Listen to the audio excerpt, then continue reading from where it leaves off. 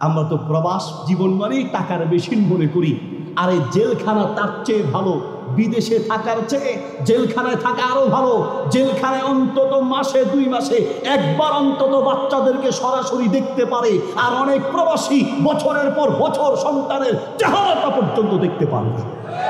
অসুস্থ হলে নিজের মাথায় নিজেকেই পানি ঢালতে হয়, অসুস্থ হলে নিজের চিকিৎসা নিজেকেই করতে হয়, মাথায় পানি দেওয়ার মানুষটা খুঁজে পাওয়া যায় না।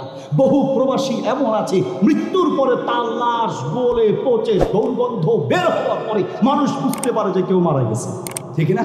এয়ারপোর্টে যখন যায় অনেক শক্ত করে নিজেকে ধরে রাখে।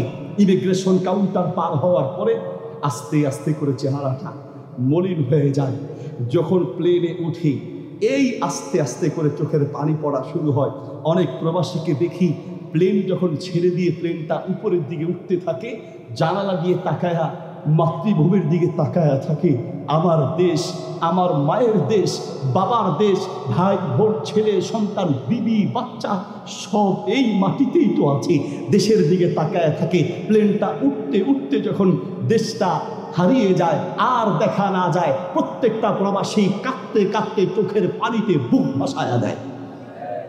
এমন বহু প্রবাসীর জীবন কেটেছে যেই সন্তান বিবি বাচ্চার শান্তি সুখের জন্য দেশ ছেড়েছে, মৃত্যুর পরে আনতে গেলে টাকা লাগবে, এই জন্য লাশটা পর্যন্ত বাড়িতে আনতে রাজি হয় না। আরটি মিডিয়া সেন্টার, দেশ ও ইসলামের কথা বলে। কার জন্য করছেন? আল্লাহ বলেন, শোনো, ওয়ামাল হায়াতুদ দুনিয়া ইল্লা মাতাউল গুরুর, সারা দুনিয়া একটা ধোঁকা। বিশ্বাস না হলে বাড়িতে যান, আজকে গিয়ে বলেন, কলিজার টুকরা ছেলে, তোমার সুখের জন্য আমার জীবনটা শেষ করেছি। কলিজার টুকরা মেয়ে, তোমার সুখের জন্য আমার জীবনটা শেষ করেছি। কলিজার টুকরা বিবি, তোমাকে সুখী করতে গিয়ে আমি আমার জীবনটাকে শেষ করে ফেলেছি। আমার এই 1.5 বিঘা পেটের জন্য এত টাকা লাগে না। তোমাদের সুখের চিন্তা করে ঠিক মতো খাই নেই, ঠিক মতো আরাম করি নেই। আমি যখন মারা যাব, প্রথম রাত আমাকে মাটির নিচে রাখবে, আমি খুব ভয় পাবো। প্রথম রাত আমি মাটির নিচে থাকবো কি করে? বিবি, একটা মাত্র রাত আমার সাথে মাটির নিচে থেকো। কলিজার টুকরা ছেলে মেয়ে, একটা মাত্র রাত আমার সাথে মাটির নিচে, এক রাত শুধু থেকো, এক রাত, একটা রাত আমার সাথে মাটির নিচে থেকো। আপনার বিবি বাচ্চা আপনার সাথে মাটির নিচে থাকবে, দূরে থাক। আপনি যেই খাতে মারা যাবেন ওই খাতে একা থাকতে ভয় পাবে। আপনি যে রুমে মারা যাবেন ওই রুমে একা থাকতে ভয় পাবে। আপনার সাথে কবরে মাটির নিচে থাকবে, দূরে থাক। আপনার ছেলে মেয়ে বিবি বাচ্চা আপনার লাশের কাছে একা থাকতে ভয় পাবে। আল্লাহ বলে, বান্দা, সারা দুনিয়া তোমাকে মাটি চাপা দিয়ে চলে আসবে, আমি আল্লাহ ছাড়া কেউ থাকবে না। ঠিক কিনা? কেউ থাকবে না। কি বলছি? কেউ থাকবে না, কাউকে পাবেন না। এখনই তো রাতে আপনি ঘুমাতে যান, কত অকৃতজ্ঞ আমরা, সেই আল্লাহকে এখনো চিনতে পারি নেই। রাতে ঘুমাতে যান, আপনার ছেলে আপনাকে রেখে ঘুমায়, আপনার মেয়ে আপনাকে রেখে ঘুমায়, আপনার বিবি আপনাকে রেখে ঘুমায়, আপনার সারা দুনিয়ার সমস্ত মানুষ আপনাকে রেখে ঘুমায়। আল্লাহ বলে, বান্দা, আমি তোমার এমন দয়ালু রব, আমি তোমাকে রেখে ঘুমাই না। লা তাখুযুহু সিনাতুন ওয়ালা নাওম, আমি তোমাকে রেখে ঘুমাই না। আমি সব সময় জাগ্রত থাকি। কারণ আমি এই জন্য জাগ্রত থাকি, বান্দা বিপদে পড়লে আমাকে ডাকলে আমি না শুনলে কে সাহায্য করবে? সারা দুনিয়া ঘুমায়, আমি তোমার জন্য ঘুমাই না। আল্লাহু আকবার। সারা দুনিয়া ঘুমায়, আপনার আল্লাহ আপনার জন্য ঘুমায় না। সেই আল্লাহর জন্য দান করবেন, সে আল্লাহর জন্য যাকাত না দিয়ে ওই যাকাতের টাকা জমিয়ে রেখে শান্তি পাবেন? শান্তি পাবেন না? না ভাই। তাই আসুন, আমাদের উপরে যাদের যাকাত ফরজ, হিসাব করে করে, গাড়ি আছে অনেকগুলো, প্রত্যেকটা গাড়ি যদি নিজে ব্যবহার করার জন্য হয় তাহলে যাকাত দেওয়া লাগবে না। কিন্তু গাড়ি যদি আপনার ব্যবসা হয়, কিনবেন বিক্রি করবেন, কিনবেন বিক্রি করবেন, এইভাবে যদি বিক্রির উদ্দেশ্যে গাড়ি কিনেন, সেই গাড়ির দামের উপরে যাকাত আসবে।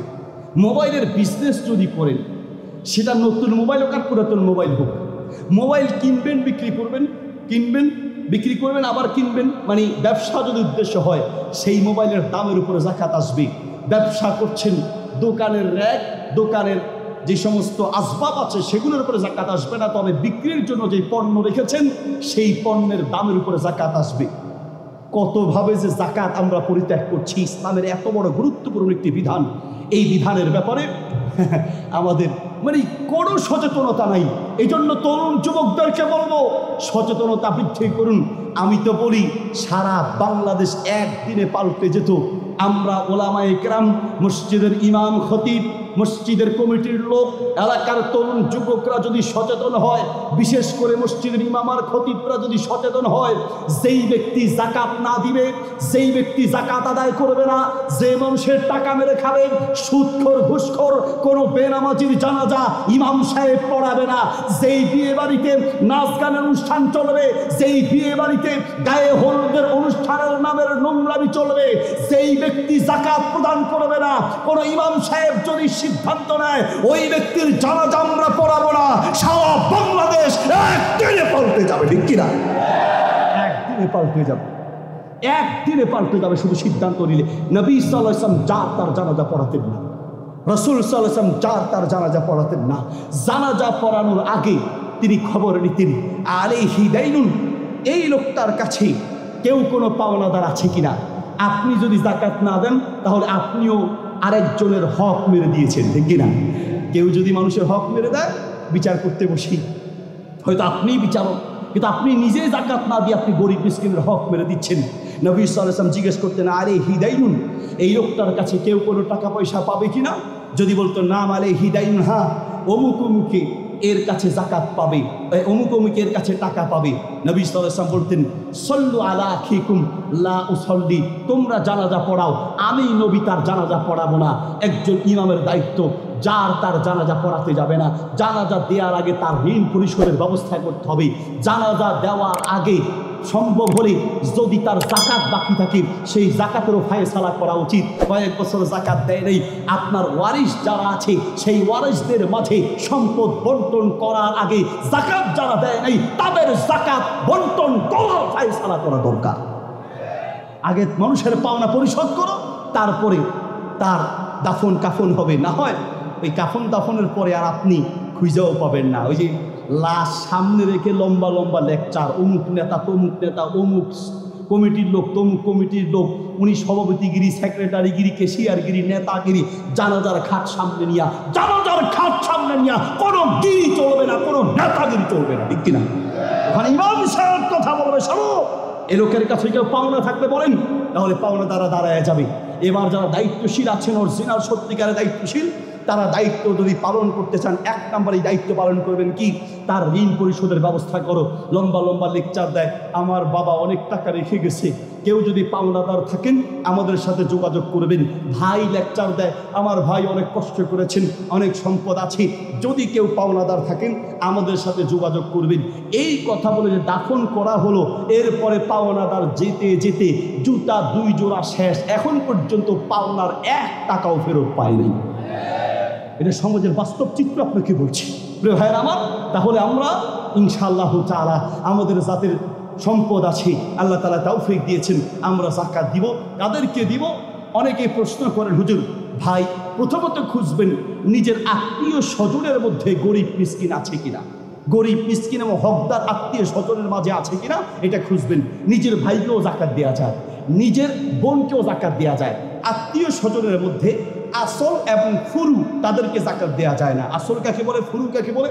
আসল মানে হচ্ছে মা বাবা এবং তার ঊর্ধ্বতন যারা আছে, মা বাবা, তাদের মা বাবা, নানা নানি, দাদা দাদি, এইভাবে তাদের মা বাবা, তার মানে মা বাবার সিলসিলার উপরের দিকে এদেরকে আসল বলে। আর ফুরু হচ্ছে ছেলে মেয়ে থেকে শুরু করে নিচের দিকে, ছেলে মেয়ের ছেলে মেয়ে, নাতি পুতি যা আছে এই নিচের দিকে এদেরকে যাকাত দেওয়া যাবে না। এছাড়া আপনি চাইলে আপনার খালা, চাচা, চাচি, ফুফু, কথার কথা এইভাবে আপনার আত্মীয় স্বজনের মধ্যে ভাই বোন যারা আছে তাদেরকেও যাকাত দিতে পারবেন। তবে কোনো ভাই আর বোনকে, আত্মীয় স্বজনকে যাকাত দেওয়ার সময় এটা যাকাতের টাকা এটা বলে দিবেন না, কারণ এতে করে সে লজ্জিত হবে, একটু শরম পাবে, নিজেকে একটু ছোট মনে করবে। এমন বহু মানুষ হয়েছে গত রমাদানের পরে আমাদের মাদ্রাসায় দেখেছি যারা যাকাত দিত এই লোকগুলোর মাঝে 2 জন ব্যক্তি আমার সাথে যোগাযোগ করেছে, হুজুর গত বছর আমিও যাকাত দিয়েছি, কিন্তু এই বছর আমার নিজেরই যাকাত দরকার। আল্লাহু আকবার বলেন, নাউযুবিল্লাহি মিন যালিক। তো এই জন্য যদি ভাই কি আসছেন, আচ্ছা হ্যাঁ, যাকাত যদি আপনি দিতে চান, ভাই বোন বা আত্মীয় স্বজনের মধ্যে যাদেরকে দিবেন, যাকাতের টাকা এটা বলে দেওয়া জরুরি নয়। যদি হকদার হয় তাহলে আপনি তাকে যাকাত বলা ছাড়াই দিতে পারবেন। প্রিয় ভাইয়ের আমার, আল্লাহ সুবহানাহু ওয়া তাআলা সূরা তাফসীরের দিকে আসলে আমাকে যাকাতের বিষয়ে, দান সৎকার বিষয়ে বলতে বলা হয়েছিল, এই জন্য এই বিষয়টা বিশেষ করে বললাম। সূরা মাউনে আল্লাহ তাআলা বলেন, আরাইতাল্লাযী ইউকাযযিবু বিদ্দীন ফাযালিকাল্লাযী ইয়াদউল ইয়াতীম। যারা পরকালে বিচার হবে, হিসাব দিতে হবে, এই কথাটা যারা অস্বীকার করে তাদের স্বভাব হলো তারা এতিমদেরকে ধাক্কা দিয়ে বের করে দেয় এবং মিসকিনদেরকে খাবার দিতে উৎসাহ দেয় না, অর্থাৎ এতিম মিসকিনদের হক নষ্ট করে। যারা পরকালের বিশ্বাস নেই, শুধু এতিম মিসকিনদের হক নষ্ট করে এমনটা নয়। পরের আয়াতে আল্লাহ বলছেন, ফাওয়াইলুল লিল মুসাল্লিন আল্লাযীনা হুম আন সালাতিহিম সাহুন।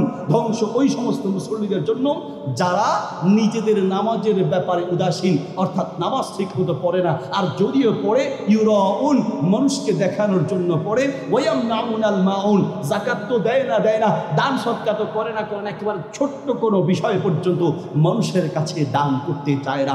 আল্লাহ সুবহানাহু ওয়া তাআলা আমাদের সবাইকে এই সকল বখিল বা কৃপণতা থেকে বাঁচার তৌফিক দান করুন, আমিন।